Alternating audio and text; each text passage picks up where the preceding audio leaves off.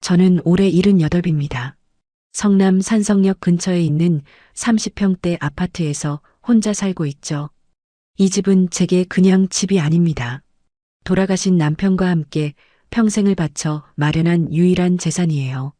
1990년대 초반이었습니다. 남편은 공장에서 일했고 저는 동네 식당에서 설거지를 했어요. 아침 6시에 일어나 저녁 9시까지 일했죠. 주말엔 다른 집 청소 일도 했습니다. 손이 부르트고 허리가 끊어질 것 같았지만 멈출 수 없었어요. 우리 집을 마련하고 싶었거든요. 남편도 마찬가지였습니다. 기름때 묻은 작업복을 입고 매일 공장으로 출근했어요. 야근 수당을 더 받으려고 주말에도 나갔죠. 가끔 피곤해 지쳐 현관문 앞에서 그대로 잠들어 버릴 때도 있었습니다. 그렇게 20년을 모았어요. 은행 적금 통장이 하나둘씩 늘어갔습니다. 옷 한 벌 새로 사지 않았고 외식은 꿈도 못 꿨죠. 아이들 생일에도 집에서 미역국만 끓여줬습니다. 모든 게 집을 사기 위해서였어요. 그런데도 돈이 부족했습니다. 할 수 없이 은행에서 대출을 받았어요. 이자가 무서웠지만 선택의 여지가 없었죠. 마침내 1993년 아파트를 샀습니다. 등기부등본을 받아들고 남편과 저는 서로 부둥켜 안고 울었어요. 여보, 우리 드디어 해냈소. 남편이 떨리는 목소리로 말했던 게 아직도 생생합니다. 제 눈에서도 눈물이 주르륵 흘러내렸어요. 그렇게 고생한 보람이 있었습니다. 이 집에서 아들과 딸을 키웠어요. 좁은 방 하나에서 둘이 함께 공부했죠. 저는 밤늦게까지 식당 일을 하고 돌아와서 아이들 도시락을 쌌습니다. 남편은 새벽같이 나가서 밤늦게 돌아왔고요. 돈이 없어도 교육만큼은 시키고 싶었습니다. 아이들을 대학까지 보냈어요. 학비를 마련하느라 또 대출을 받았죠. 그래도 후회하지 않았습니다. 우리 자식들은 우리보다 나은 삶을 살아야 했으니까요. 아들은 대학을 졸업하고 대기업에 취직했습니다. 분당에 아파트도 샀더군요. 제가 평생 일해서 산 집보다 훨씬 큰 집이었어요. 딸은 간호사가 됐습니다. 용인에서 남편, 아이들과 함께 살고 있죠. 둘 다 잘 살고 있었습니다. 그것만으로도 감사했어요. 우리 부부가 그토록 고생한 보람이 있었던 거죠. 그런데 10년 전 남편이 쓰러졌습니다. 암이었어요. 병원에서 말기라고 했죠. 수술을 받고 항암 치료를 했지만 소용없었습니다. 1년을 버티지 못하고 세상을 떠났어요. 남편이 떠난 날 저는 이 집 거실 바닥에 주저앉아 하염없이 울었습니다. 평생을 함께 살아온 동반자를 잃은 거예요. 이 집 구석구석에 남편의 흔적이 남아 있었죠. 현관 신발장에 놓인 남편의 낡은 구두, 거실 소파에 앉아 TV를 보던 모습, 부엌에서 제가 끓여준 된장찌개를 맛있게 먹던 얼굴. 그날 이후 혼자가 됐습니다. 아이들은 각자 바빴어요. 가끔 명절에 얼굴을 보는 게 전부였죠. 그래도 이해했습니다. 젊은 사람들은 바쁜 법이니까요. 저는 국민연금으로 살았습니다. 한 달에 40만 원이었어요. 관리비 내고 나면 20만 원 남짓 남았죠. 그 돈으로 한 달을 버텨야 했습니다. 여름에도 에어컨을 켜지 않았어요. 전기세가 아까웠거든요. 선풍기 하나로 버텼습니다. 겨울엔 내복을 2벌씩 껴입고 지냈죠. 난방비를 아껴야 했으니까요. 장을 볼 때도 할인 상품만 골랐습니다. 고기는 거의 먹지 않았어요. 두부하고 계란으로 단백질을 채웠죠. 과일도 사치였습니다. 바나나 한 송이 사는 것도 고민하고 또 고민했어요. 그래도 아이들한테 손 벌리고 싶지 않았습니다. 평생 고생시킨 것만으로도 미안한데 늙어서까지 폐를 끼칠 순 없었어요. 제 힘으로 살고 싶었죠. 남편 영정 앞에서 매일 아침 인사를 드렸습니다. 여보, 오늘도 무사히 보내게 해주세요. 혼잣말처럼 중얼거렸어요. 대답은 없었지만 남편이 어딘가에서 저를 지켜보고 있다고 믿었습니다. 이 집은 저와 남편의 모든 것이었어요. 젊은 날의 땀과 눈물, 희망과 기쁨이 담긴 공간이었죠. 낡은 싱크대, 삐걱거리는 문, 벗겨진 벽지까지 모든 게 소중했습니다. 밤이 되면 창밖을 바라봤어요. 산성역 불빛이 반짝거렸죠. 오가는 사람들을 보면서 생각했습니다.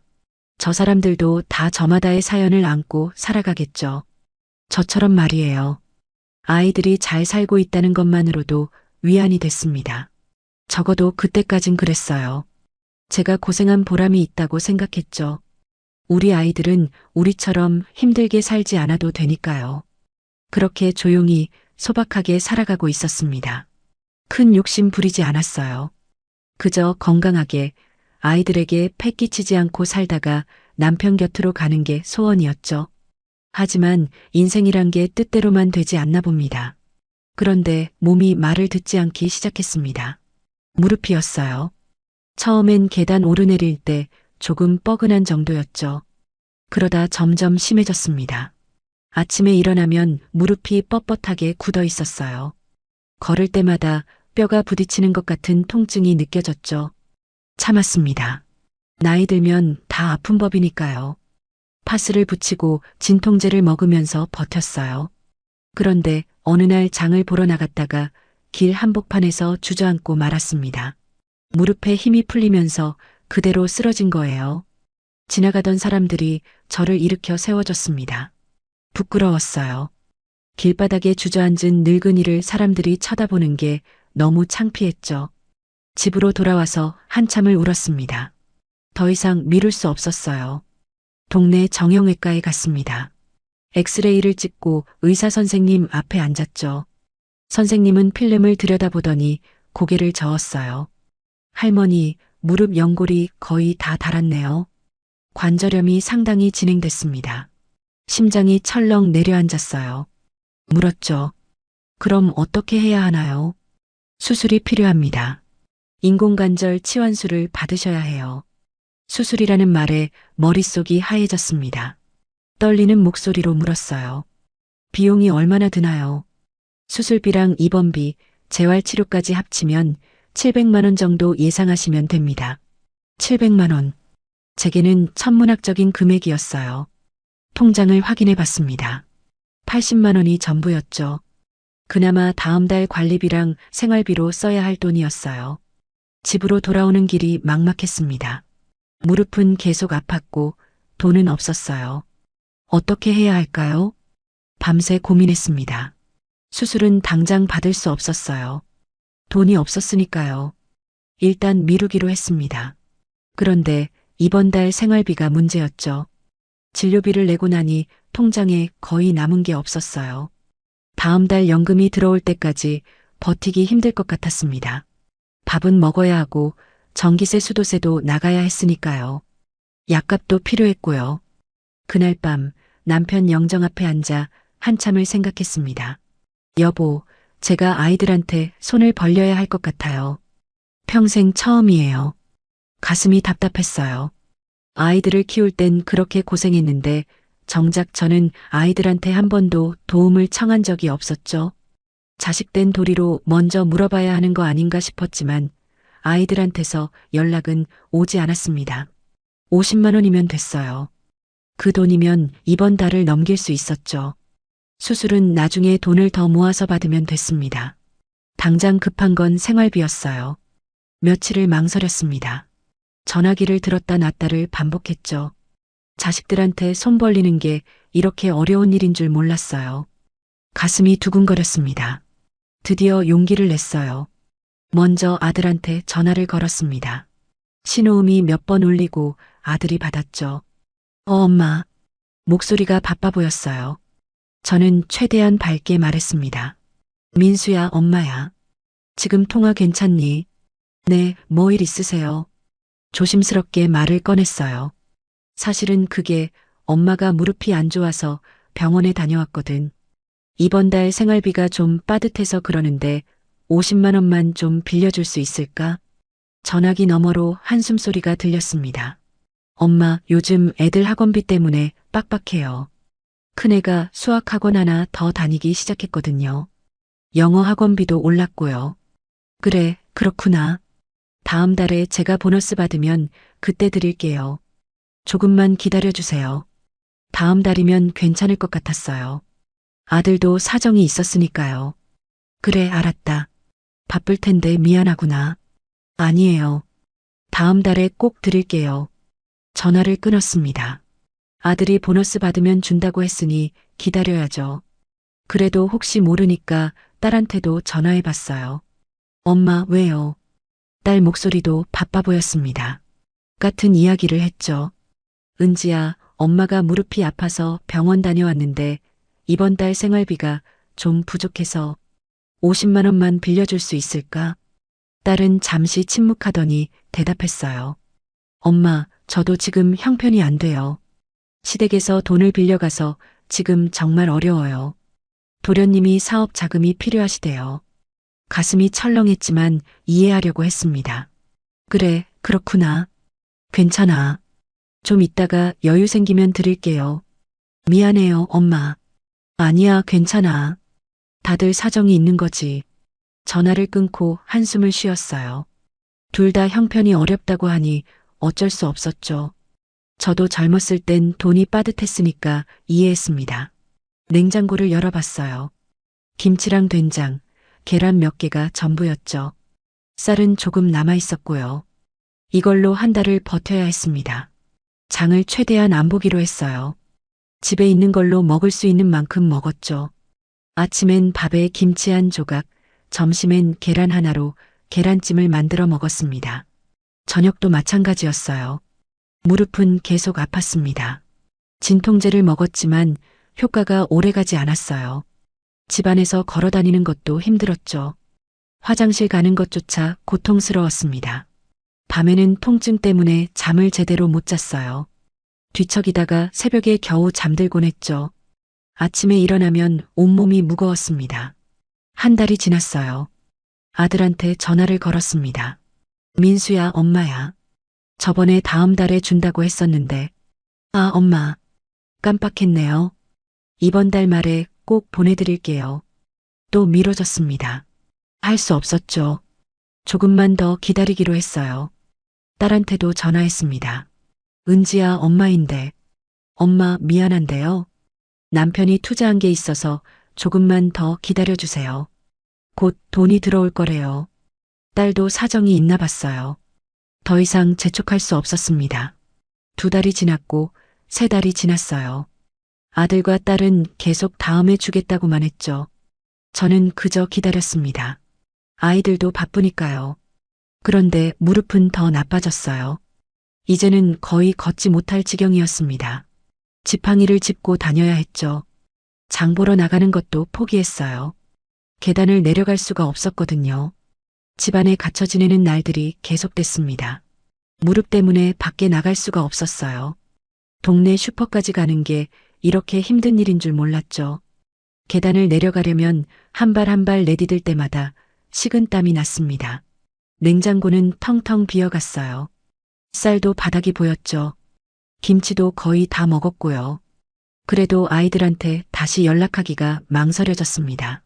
이미 몇 번이나 미뤄졌는데 또 재촉하는 것 같아서요. 하지만 어쩔 도리가 없었어요.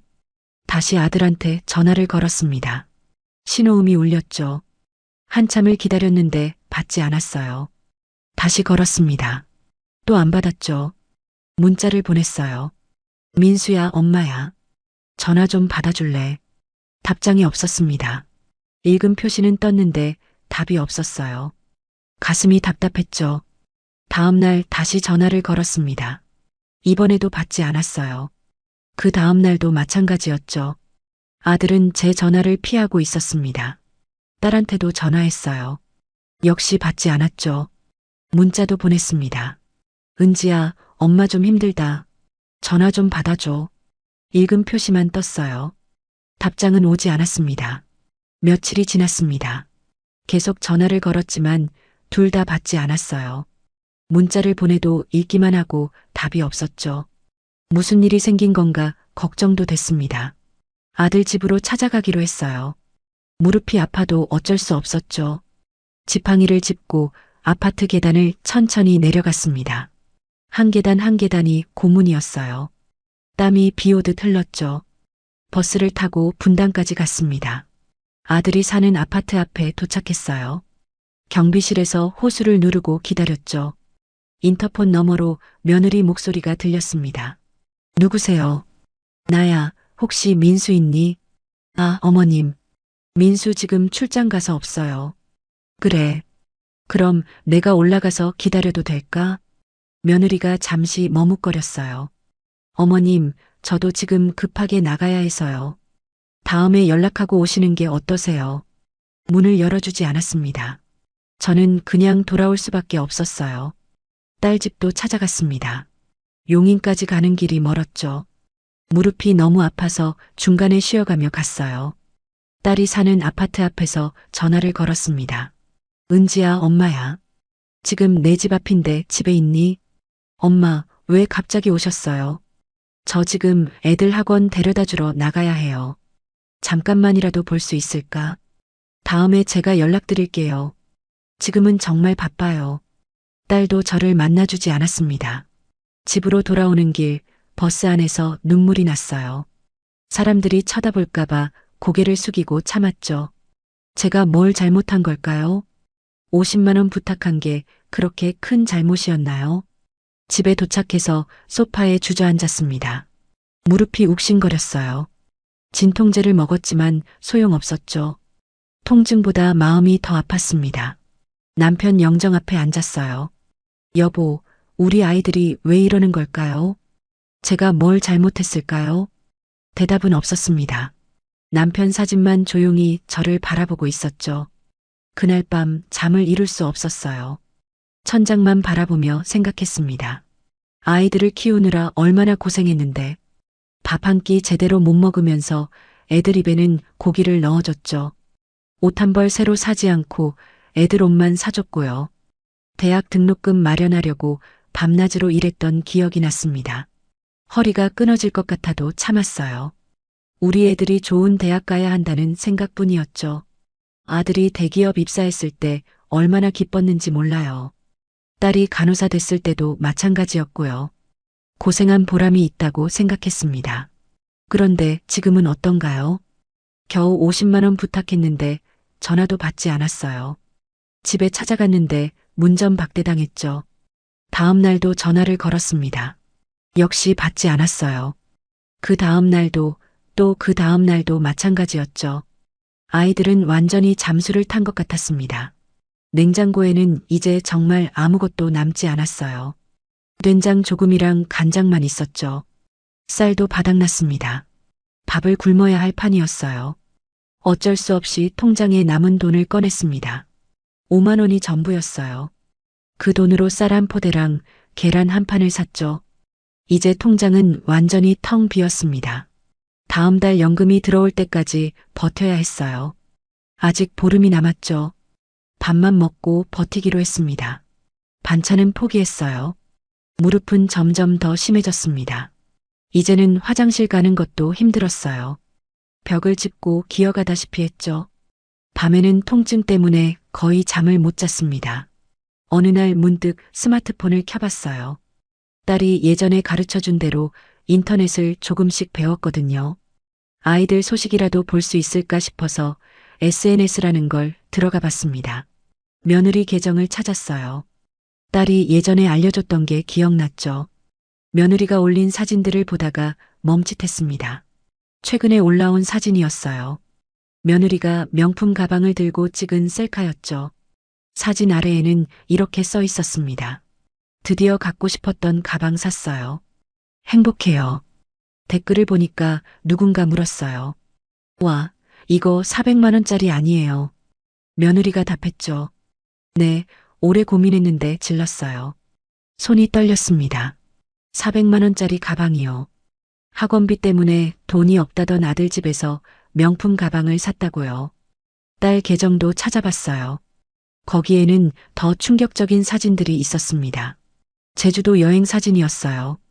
신라 호텔 앞에서 찍은 가족 사진, 바닷가에서 노는 아이들, 비싼 식당에서 먹은 음식 사진들. 사진마다 날짜가 찍혀 있었어요. 바로 지난주였습니다. 제가 전화를 아무리 해도 받지 않던 그때, 딸은 제주도에서 여행을 즐기고 있었던 거예요. 스마트폰을 든 손이 바들바들 떨렸습니다. 가슴이 철렁 내려앉았어요. 숨이 막혔죠. 50만 원이 없다고 했습니다. 형편이 어렵다고 했어요. 그런데 400만 원짜리 가방을 사고 제주도 여행을 가고 있었던 거예요. 스마트폰 화면을 멍하니 바라봤습니다. 딸의 인스타그램에 올라온 사진들이 계속 눈에 들어왔어요. 신라호텔 수영장에서 웃고 있는 손주들, 고급 레스토랑에서 스테이크를 먹는 사위, 바닷가를 거니는 딸의 행복한 모습. 사진 한 장 한 장을 넘길 때마다 가슴이 무너져 내렸습니다. 댓글들도 보였어요. 부럽다, 우리도 제주도 가고 싶어. 신라호텔 대박, 돈 많네. 딸이 답글을 달았더군요. 가족들이랑 오랜만에 여행 와서 너무 좋아요. 오랜만에요. 저한테는 전화 한 통 제대로 안 하면서 가족여행은 오랜만이라고 했어요. 며느리 사진을 다시 봤습니다. 명품 가방을 든 모습이 눈에 들어왔죠. 사진을 확대해서 봤어요. 가방에 달린 로고가 선명했습니다. 제가 TV에서 본 적 있는 브랜드였어요. 다른 사진들도 보였습니다. 며느리가 강남 백화점에서 찍은 사진, 비싼 레스토랑에서 먹은 음식 사진들. 전부 최근에 올린 거였어요. 제가 전화를 걸었을 때, 받지 않았을 때 올린 사진들이었습니다.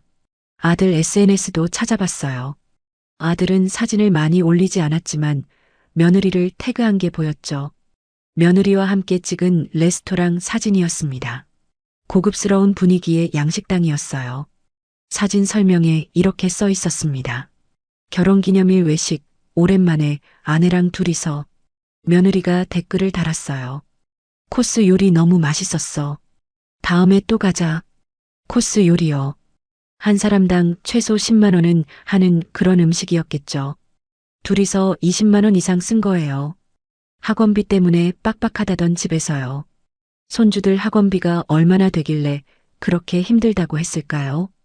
궁금해서 며느리 사진을 더 찾아봤습니다. 손주들 사진이 나왔어요. 피아노 학원에서 찍은 사진, 태권도장에서 찍은 사진, 영어 학원 앞에서 찍은 사진. 많긴 많았어요. 하지만 돈이 없어서 제게 50만 원을 못 줄 정도는 아니었죠. 다른 집 아이들도 다 다니는 학원들이었습니다. 스마트폰을 내려놓았어요. 손이 떨렸죠. 화가 나는 건지 슬픈 건지 알 수 없었습니다. 그냥 모든 게 무너지는 느낌이었어요. 제가 뭐 수백만 원을 달라고 했나요? 겨우 50만 원이었어요. 당장 이번 달 밥 먹고 살 돈이 필요해서 부탁한 거였죠. 수술비 700만 원은 아예 말도 꺼내지 못했습니다. 거실 바닥에 주저앉았어요. 눈물이 주르륵 흘러내렸죠. 참으려고 했지만 참을 수 없었습니다. 목을 놓아 울었어요. 내가 뭘 잘못했길래. 혼잣말이 흘러나왔습니다. 평생 아이들을 위해 살았어요. 제 한 끼를 굶어도 애들 밥은 챙겼죠. 추운 겨울에도 난방을 안 틀고 내복만 껴입었지만 애들 방은 따뜻하게 해줬습니다. 남편이 암 투병할 때도 아이들한테 손 벌리지 않았어요. 병원비가 1,000만 원 넘게 나왔지만 집을 담보로 대출받아서 해결했죠. 아이들 부담 주고 싶지 않았거든요. 남편 장례식 때도 검소하게 치렀습니다. 아이들이 돈 쓰라고 하지 않았어요. 제 적금을 깨서 치렀죠. 아이들은 고맙다는 말만 했습니다. 그렇게 평생을 살았어요. 언제나 아이들 먼저였죠. 저는 항상 뒷전이었습니다. 그런데 이제 제가 힘들 때는 어떤가요? 겨우 50만 원 부탁했는데 피하고 거짓말하고 외면했어요. 밤이 깊어갔습니다.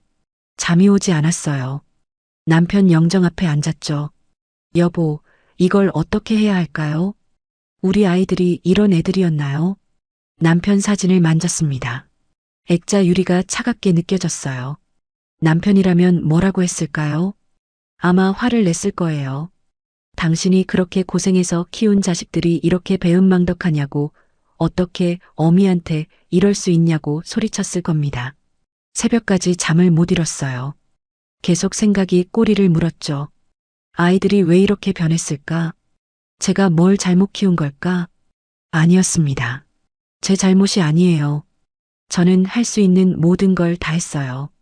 최선을 다해서 키웠죠. 문제는 아이들이었습니다. 아이들이 변한 거예요. 돈을 벌고 좋은 집에 살고 여유가 생기면서 저를 잊어버린 겁니다. 아니, 잊어버린 게 아니었죠.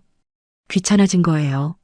늙은 어미가 전화해서 돈 달라고 하는 게 부담스러웠던 겁니다. 그렇게 생각하니 더 화가 났어요. 동시에 서러웠죠. 제가 이렇게 볼품없는 존재였나 싶었습니다. 아침이 됐어요. 거울을 봤죠. 퉁퉁 부은 눈, 주름진 얼굴, 허리 굽은 모습. 초라한 늙은이가 거기 서 있었습니다.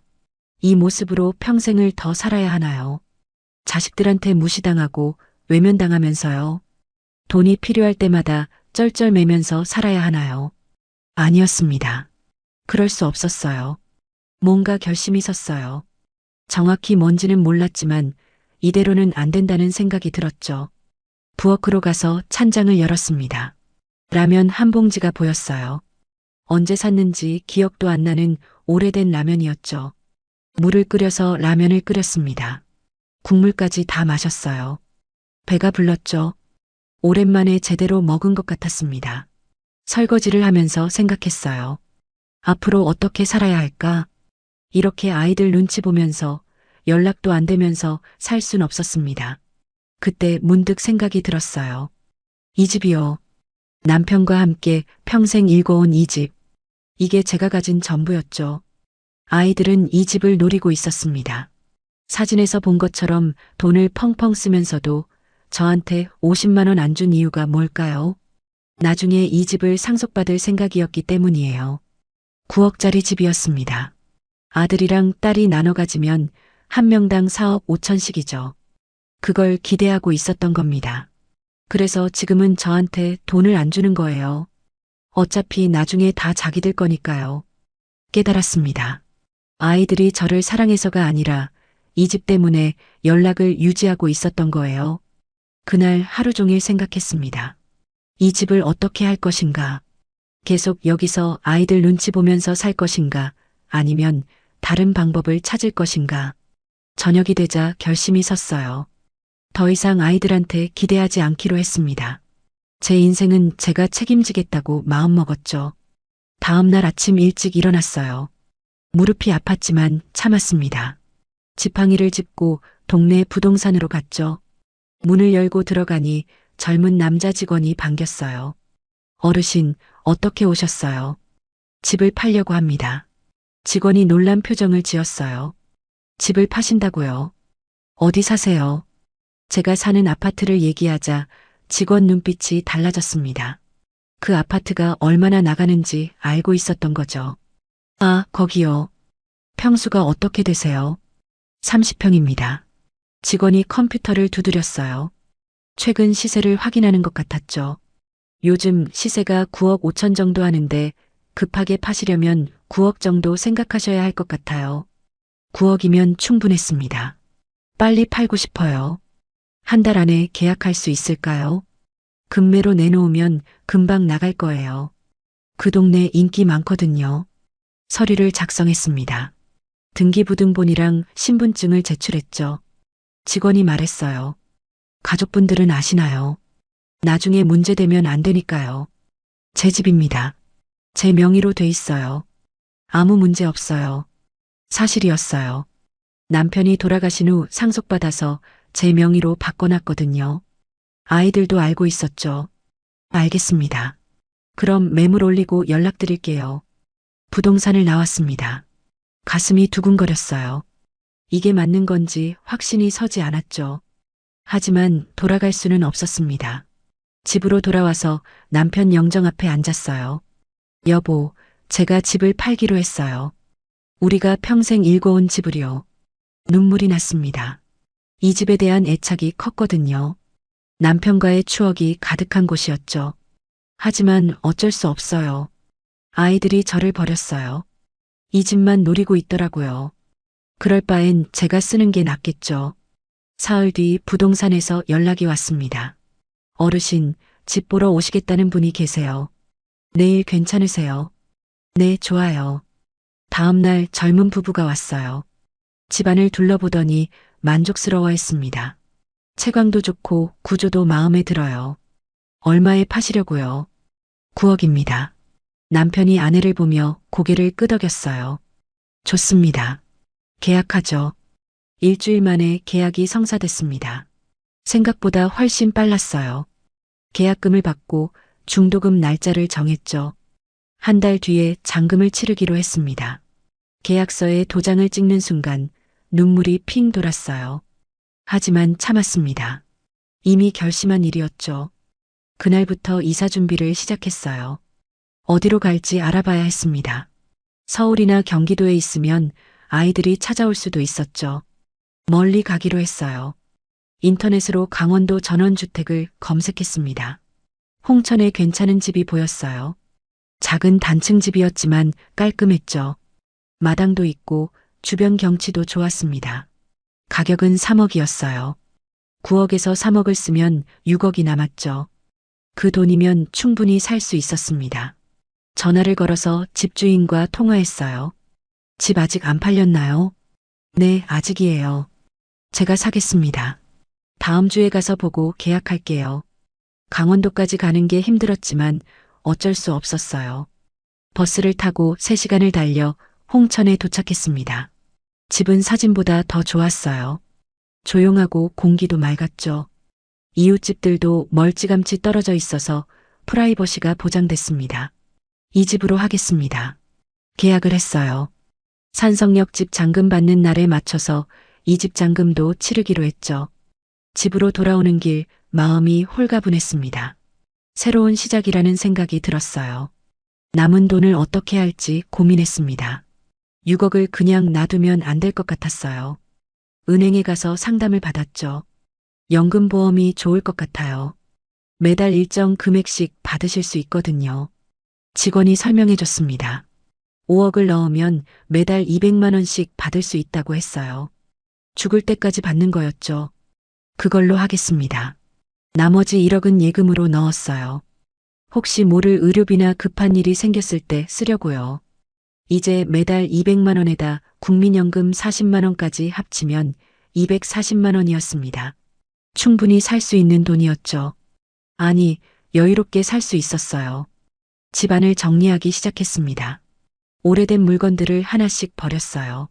남편 옷, 아이들 어렸을 때 쓰던 물건들, 낡은 가구들, 사진첩도 봤습니다. 아이들 어렸을 때 사진이 가득했죠. 돌잔치 사진, 입학식 사진, 가족여행 사진. 그때는 다들 행복해 보였어요. 언제부터 달라진 걸까요? 아이들이 크면서 점점 멀어졌죠. 대학 가고 취직하고 결혼하면서 연락이 뜸해졌습니다. 그래도 괜찮다고 생각했어요. 아이들이 잘 살면 됐으니까요. 하지만 지금 생각해보니 착각이었습니다. 아이들은 저를 잊어버린 거였어요. 사진첩을 덮었습니다. 더 이상 과거에 연연하고 싶지 않았어요. 한 달이 금방 지나갔습니다. 잔금 치르는 날이 왔죠. 부동산에 가서 서류에 도장을 찍었어요. 마침내 통장에 돈이 들어왔습니다.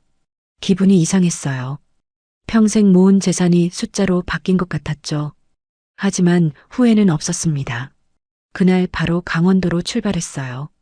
짐은 많지 않았습니다.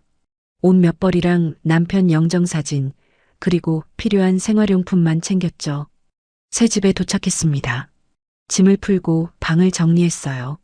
남편 영정사진을 거실에 모셨죠. 여보, 우리 새로 시작하는 거예요. 이제 아무 눈치 안 보고 살 거예요. 창밖을 봤습니다. 산이 보였어요. 나무들이 바람에 흔들리고 있었죠. 새소리가 들렸습니다. 평화로웠어요. 오랜만에 느껴보는 평온함이었죠. 전화번호도 바꿨습니다.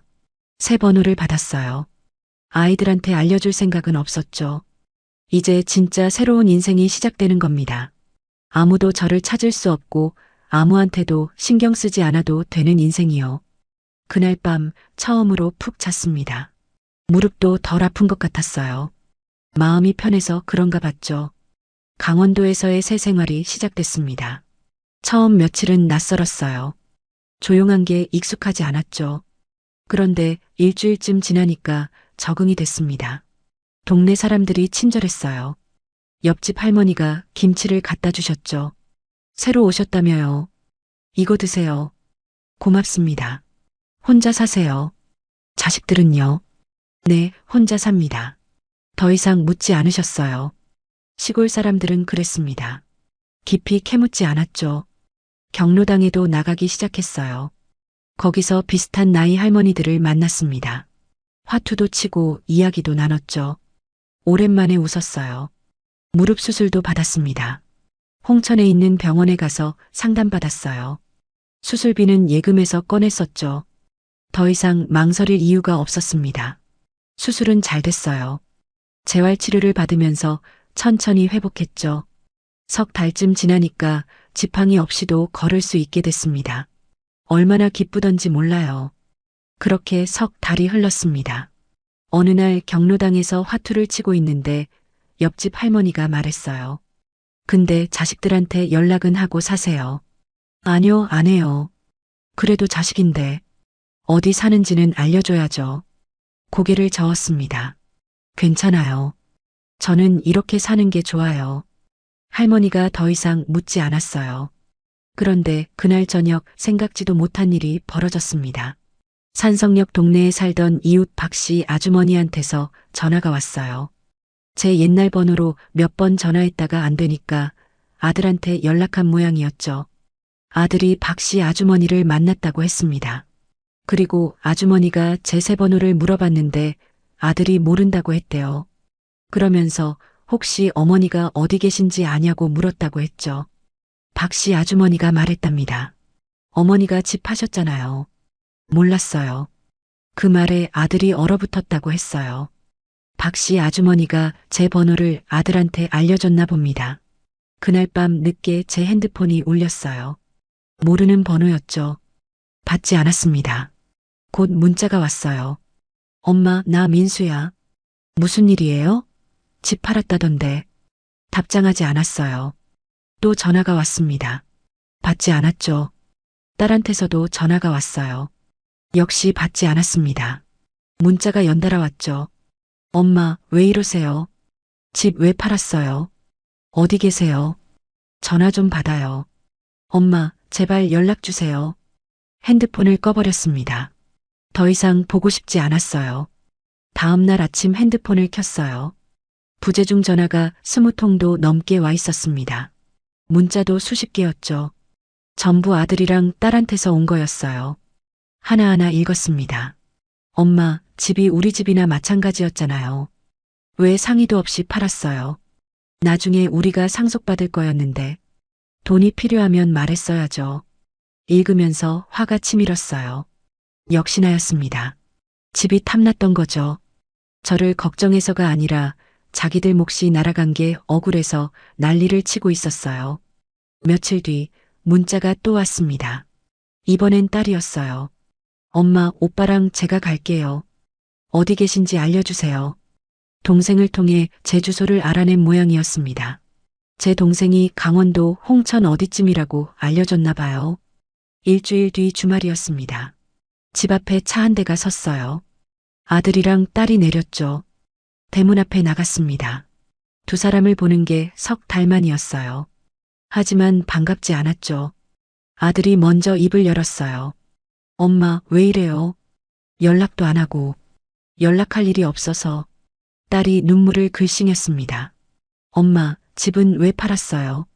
우리한테 상의도 안 하시고. 내 집인데 내가 팔면 안 되니. 목소리를 차갑게 했어요. 아들이 답답한 듯 말했죠. 그래도 그렇지. 그 집이 우리 집이나 마찬가지였잖아요. 나중에 우리가 물려받을 거였는데. 드디어 본심이 나왔습니다. 웃음이 나왔어요. 물려받을 거였다고. 그래서 내가 50만 원 부탁했을 때 안 준 거구나. 그게 무슨 말이에요? 어차피 나중에 다 너희 거니까 지금은 안 줘도 된다고 생각한 거 아니니. 아들이 당황한 표정을 지었어요. 딸은 고개를 숙였죠. 내가 얼마나 힘들었는지 아니. 밥도 제대로 못 먹고 무릎은 아파서 걷지도 못하는데 겨우 50만 원 부탁했어. 수술비 700만 원은 말도 못 꺼냈지. 목소리가 떨렸습니다. 하지만 참았어요. 그런데 너희는 뭐 했어? 400만 원짜리 가방 사고 제주도 여행 가고 코스 요리 먹고 그러면서 엄마한테는 학원비 때문에 힘들다고 시댁에 돈 빌려줘서 어렵다고 거짓말했지. 아들이 변명하려 했어요. 그건 전화도 안 받았어. 문자 보내도 답도 없고 집에 찾아가도 안 만나줬지. 완전히 잠수 탔어. 딸이 울기 시작했습니다. 엄마, 미안해요. 우리가 잘못했어요. 이제 와서 미안하다고 단호하게 말했어요. 50만 원 없다던 너희가 9억짜리 집은 기대하고 있었구나. 아버지가 보면 뭐라고 하실까? 평생 고생해서 키운 자식들이 늙은 어미 50만 원 안 줘서 굶게 만들었다고 하면 그 말에 둘 다 고개를 들지 못했어요. 이제 돌아가라. 더 이상 할 말 없어. 엄마, 가라니까. 대문을 닫았습니다. 안에서 소리가 들렸어요. 아들이랑 딸이 뭔가 말하는 것 같았죠. 하지만 신경 쓰지 않았어요. 한참 뒤에 차가 출발하는 소리가 들렸습니다. 아이들이 떠나고 나서 한동안 멍하니 서 있었습니다. 가슴이 두근거렸어요. 제대로 말한 건지 너무 심하게 한 건 아닌지 생각했죠. 하지만 후회는 없었습니다. 해야 할 말을 했어요. 참았으면 평생 후회했을 거예요. 거실로 들어가 남편 영정 앞에 앉았습니다. 여보, 제대로 했죠. 당신도 그렇게 하라고 했을 거예요. 남편 사진이 저를 바라보고 있었어요. 웃고 있는 것 같기도 했죠. 그날 밤은 편히 잤습니다. 오랜만에 꿈도 꾸지 않았어요. 아침에 일어나니 몸이 가벼웠죠. 창문을 열었어요. 신선한 공기가 들어왔습니다. 산 너머로 해가 떠오르고 있었어요. 새들이 지저귀는 소리가 들렸죠. 좋다. 혼잣말이 나왔습니다. 정말 좋았어요. 마당으로 나갔어요. 텃밭을 만들기로 했습니다. 옆집 할머니가 홈이랑 씨앗을 빌려주셨죠. 상추랑 고추 심으면 잘 돼요. 고맙습니다. 땅을 파기 시작했어요. 무릎이 아프지 않았습니다. 수술을 잘 받았으니까요. 1시간쯤 일하니 땀이 났죠. 기분이 좋았어요. 씨앗을 심었습니다. 물을 주면서 생각했어요. 이 씨앗들이 자라는 걸 보는 게 즐거울 것 같았죠. 일주일쯤 지나니 싹이 돋아났어요. 작은 초록빛이 땅 위로 올라왔습니다. 신기했어요. 생명이 자라나는 걸 보니 마음이 따뜻해졌죠. 매일 아침 텃밭에 나가 물을 줬습니다. 싹이 점점 자랐어요. 상추가 제법 커졌고 고추도 잎이 넓어졌죠. 경로당에도 자주 나갔습니다. 할머니들이랑 친해졌어요. 김할머니, 이할머니, 박할머니, 다들 좋은 분들이었죠. 화투를 치면서 이야기를 나눴습니다. 세상 돌아가는 얘기, 동네 소식, 자식 이야기. 다들 비슷했어요. 자식들한테 섭섭한 마음을 가진 분들이 많았죠. 우리 때는 자식이 전부였는디 요즘 애들은 안 그래. 김할머니가 말했어요. 그래도 뭐 자식이 잘 살면 됐지. 이 할머니가 대꾸했죠. 저도 끼어들었습니다. 저는 이제 자식 생각 안 해요. 제 인생 사는 거예요. 할머니들이 박수를 쳤어요. 그래, 잘했어. 우리도 우리 인생 살아야지. 웃음이 터졌습니다. 오랜만에 배꼽 잡고 웃었어요. 한 달쯤 지났을까요? 아들한테서 문자가 왔습니다. 엄마, 정말 미안해요. 우리가 잘못했어요. 용서해 주세요. 읽고 지웠어요. 답장하지 않았습니다. 딸한테서도 문자가 왔죠. 엄마, 보고 싶어요. 한 번만 만나줘요. 제발. 역시 답하지 않았어요. 마음이 흔들리지 않았습니다. 며칠 뒤 또 문자가 왔어요. 이번에는 아들이었죠. 엄마, 아버지 기일에는 갈게요. 어디서 지낼지 알려줘요. 아버지 기일이라. 생각해보니 다음 달이었어요. 하지만 알려줄 생각이 없었습니다. 너희는 안 와도 돼. 나 혼자 지낼 거야. 짧게 답장을 보냈어요. 그게 마지막이었습니다. 아버지 기일이 됐습니다. 혼자 준비했어요. 시장에 가서 과일을 샀죠. 두부도 사고 나물도 샀습니다. 집에 와서 정성껏 차렸어요. 밥을 짓고 국을 끓이고 전도 부쳤죠. 오랜만에 제대로 된 상을 차렸습니다. 남편 영정 앞에 차렸어요. 절을 했습니다. 여보, 잘 지내고 있어요. 걱정 마세요. 눈물이 났지만 금방 그쳤어요. 슬프지 않았습니다. 오히려 편안했죠. 아이들은 안 왔어요. 제가 오지 말라고 했거든요. 이제 우리끼리 살아요. 혼자 밥을 먹었습니다. 맛있었어요. 제가 만든 음식이 이렇게 맛있는 줄 몰랐죠. 여름이 됐습니다. 텃밭에 상추가 무성하게 자랐어요. 고추도 빨갛게 익었죠. 따서 먹으니 정말 맛있었습니다. 이웃 할머니들한테 나눠줬어요. 다들 좋아했죠. 직접 키운 거 맛이 다르네. 내년에는 더 많이 심어야겠어요. 웃으면서 대답했습니다. 가을이 왔어요. 날씨가 선선해졌죠. 산에 단풍이 들었습니다. 경로당 할머니들이랑 단풍 구경을 갔어요. 빨갛고 노란 단풍이 정말 아름다웠습니다. 사진도 찍었죠. 핸드폰으로 찍는 법을 이 할머니가 가르쳐 줬어요. 이렇게 누르면 돼. 아, 이렇게요. 사진을 보니 제 얼굴이 보였습니다. 웃고 있었어요. 언제 이렇게 환하게 웃었나 싶었죠. 저녁에 집으로 돌아왔어요. 남편 영정 앞에 앉아 사진을 보여줬습니다. 여보, 내가 이렇게 웃고 있어요. 행복해요. 정말 행복했습니다. 돈 걱정도 없었고 아무 눈치도 안 봤어요. 하고 싶은 거 다 하면서 살았죠.